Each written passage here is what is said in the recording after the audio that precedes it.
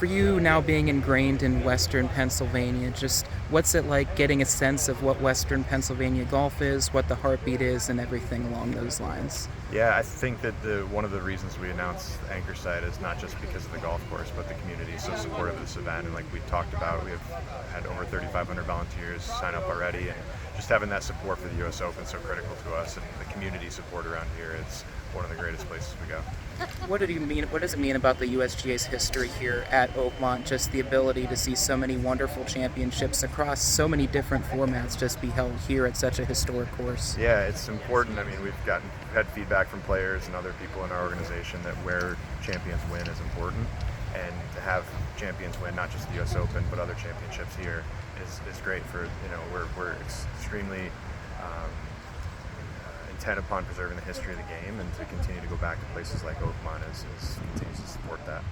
Obviously, the Gil Hanse renovation was mentioned. Just what's it like having Gil Hanse as a partner, not just here at Oakmont, but through these last couple U.S. Opens, and just see things maybe through his lens a little bit? Yeah, Gil's so good at what he does, and to have his hands on any of the golf courses we go to is always going to improve them and make them even better for our competition. So, it's great to work with Gil, and great, certainly kudos to the club and everything that they did for the restoration last year, and we're excited to showcase the property.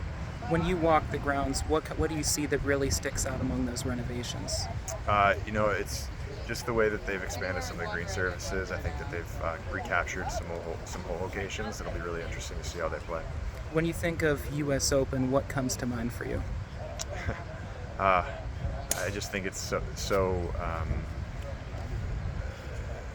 it's the history of the championship, of the trophy, of where we've hosted the championship, of the competition. It's tough but fair. Just everything about the U.S. Open to me is what really showcases the greatest champions that we have in our game, and I think that's so important. Favorite hole, favorite walkout here? Favorite walk, all 18. It's a great day whenever you get to walk this golf course. For you, just in general, just do you live here now? Is that just in relation to the Open, just life taking you here, and just how have you welcomed the city as part of your heartbeat? Yeah, I actually lived here for 2 years in 2016 as well, to run up to the last U.S. Open. So it's great to be back. When I left after the 2016 Open, it was a sad day. I really enjoyed my time, so the opportunity to come back and be back in this community is really great.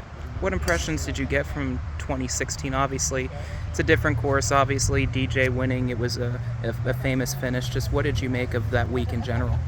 It was the way that we were able to rebound after the rain event on Thursday, which takes a lot of the storyline.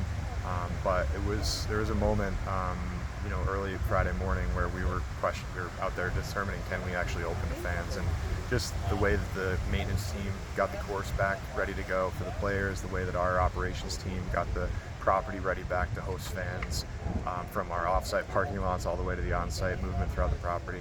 It just goes to show what we can do when we're backs up against the wall, and really the fact that it was about what a great experience it was for everyone out here, and not really about a washout. It was really a great championship, a great champion, and a great fan experience. What does today mean to you? Obviously, you see people, you see the trophies, you get the excitement, but just what does today mean leading into what next year's going to be? Yeah, I feel like it's a bit of a kickoff.